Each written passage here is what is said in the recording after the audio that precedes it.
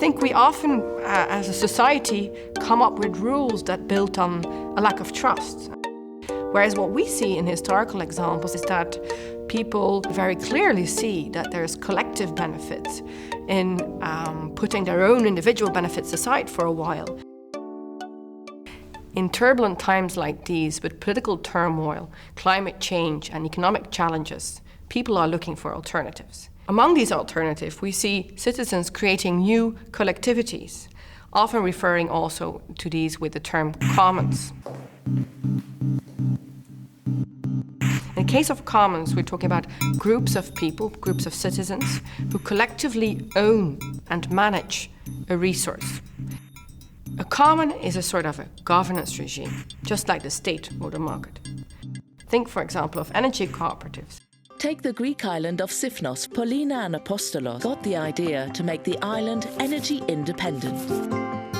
They immediately called their neighbours to share the idea. Later on, they set up an assembly, including the mayor. Over the past 10 years, we've seen new developments all over Europe. For example, in the Netherlands, we see a huge increase in the number of cooperatives since the years 2005. But the period we're in right now, the developments we see today, actually it's not really something new. De erfgooiers.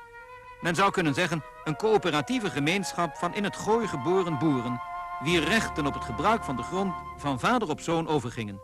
The kooi itself as a common has existed for literally centuries, originating in the late medieval period. When you organize yourself in a common, this has great advantages. You can do it cheaper, you can have more direct access to the goods you really want. But it also comes with a large number of challenges. Who can use how much, when, and what for?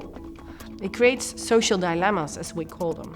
So it's the choice between what you as an individual can take for your own benefits versus the collectivity and the future of the collectivity. When I was doing my PhD on commons, very few people actually knew what commons were. But these days, it's a sort of buzzword. The downside of the word common becoming so popular is that it starts to mean a lot of different things. As researchers, we try to bring nuance in the whole debate on commons, and that's also why we find it important at this conference to bring together research and practice. You're very welcome to join us in July 2017 in Utrecht.